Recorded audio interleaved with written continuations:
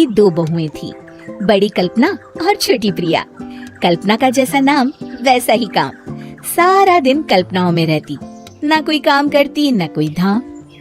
अरे कल्पना बहू, जरा अच्छी सी चटनी पीसते, आज कुछ मजेदार खाने का मन है।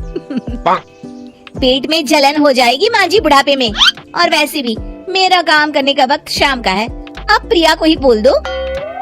इतना कहकर कल्पना वहाँ से चली जाती है। कांता कल्पना के ऐसे रवैये से काफी परेशान रहती हैं। मैं बना देती हूँ माँ चटनी, ऐसा बोलकर प्रिया माँ को चटनी बनाकर प्लेट में खाने को देती है कि तभी वहाँ कल्पना आ जाती है। अरे वाह चटनी, जरा चख कर तो देखूं, बड़े दिन हो गए। अरे नहीं बहू, तू तो रहने ही दे चटनी खाना, पेट में जलन हो जाएगी।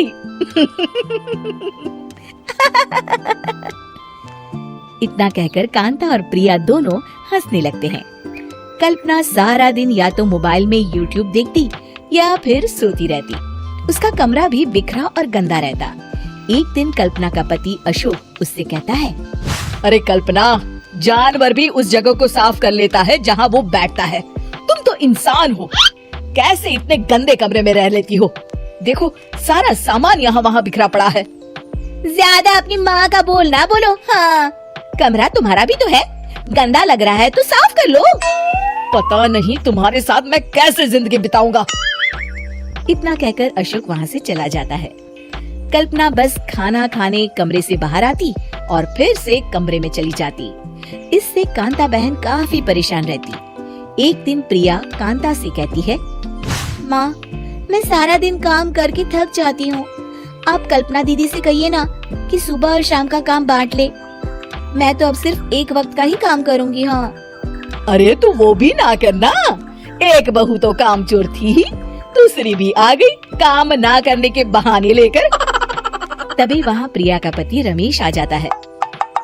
माँ, मैं देख रहा हूँ भाभी कोई काम नहीं करती, प्रिया सारा दिन घर और रसोई का काम करती है, अब कुछ करो ना माँ। कांता मन में कुछ सोचती है और कल्पना के पास जाती है।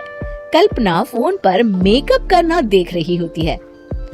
कल्पना, तुम सारा दिन बस मोबाइल देखती हो, घर का कोई काम भी कर लिया करो।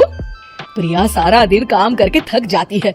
आज से मैंने फैसला किया है, एक वक्त का काम तुम करोगी, सुबह का खाना तुम बनाओगी और रात का प्रिया। आप लोगों ने काम को हवा बना रखा है। अरे पता नहीं थोड़ा सा ज्यादा काम करने में आप लोग घबरा क्यों जाते हैं। और हाँ, बहुत ज्यादा प्रिया की तारीफ मत करिए मेरे सामने, बड़ी बहू तो मैं ही रहूंगी। मैं कुछ नहीं जानती, कल सुबह मुझे वक्त से खाना चाहिए, रसोई में आ जाना, वरना कल से तुझे खाना नहीं मिलेगा। अगली सुबह कल्पना रसोई में नहीं आती है। वो देर से सोकर उठती है और बाहर आकर कहती है,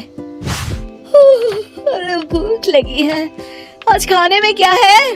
इतनी देर हो गई, आज किसी ने मुझे उठाया भी नहीं, पता नहीं कहाँ है सब। कल्पना को घर में कोई नहीं दिखता। वो रसोई की तरफ जाती है जहाँ बड़ा सा ताला लगा होता है। अरे रसोई में ताला! ओ, मैं तो भूल ही गई थी। माँ ने आज से सुबह का खाना मुझे बनाने को कहा था। हे भगवान, इतने लोगों का खाना बनाना क्या आसान है? तभी घर के सारे सदस्य बाहर से वापस आते हैं।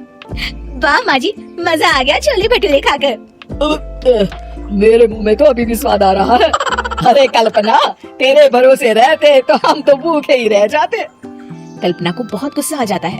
अब बहुत हो गया, आज से मैं अपनी रसोई अलग कर रही हूँ, मैं अपना खाना खुद बना लिया करूँगी। कल्पना अपनी रसोई अलग कर लेती है, पर आए दिन उसका देर से उठना और काम न करने की आदत से वो भूखी ही रह जाती थी। उसी के सामने घर के लोग अच्छे अच्छे पकवान खाते और कामचोर कल्पना को जैसे तैसे ही खाना बनाकर खाना पड़ता। पर एक दिन तो हद ही हो गई। माँ, दीदी आज सुबह से कमरे से बाहर नहीं निकली, हमें जाकर देखना चाहिए। सो रही होगी कामचोर कहीं की, पर तुम कहती हो तो चलो देख लेते हैं उसे। कल्पना कमरे में पेट पकड़कर बैठी होती है। हाय मेरा दर्द, पेट दर्द के मारे मर रही हूँ मैं।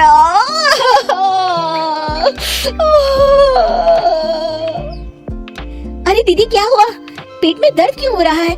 डॉक्टर को दिखाया आपने? कल्पना खड़ी होती है और माँ जी के पास आती है। मुझे माफ कर दीजिए, अब से मैं सारे काम में मदद करूंगी, कभी आलस और काम चोरी नहीं करूंगी। हाँ हाँ वो तो ठीक है, लेकिन अचानक क्या हो गया जो तू काम करने को तैयार हो गई? काम चोर कल्पना। माँ, लगातार बासी और उल्टा पुल्टा खाना खाने के कारण मेरे पेट में इन्फेक्शन हो गया है। काम न करना पड़े इसलिए मैं 2 दिन का खाना एक दिन ही बना लेती थी। बासी और खराब खाना खाने के कारण लेने के देने पड़ गए। पेट में दर्द हो रहा है।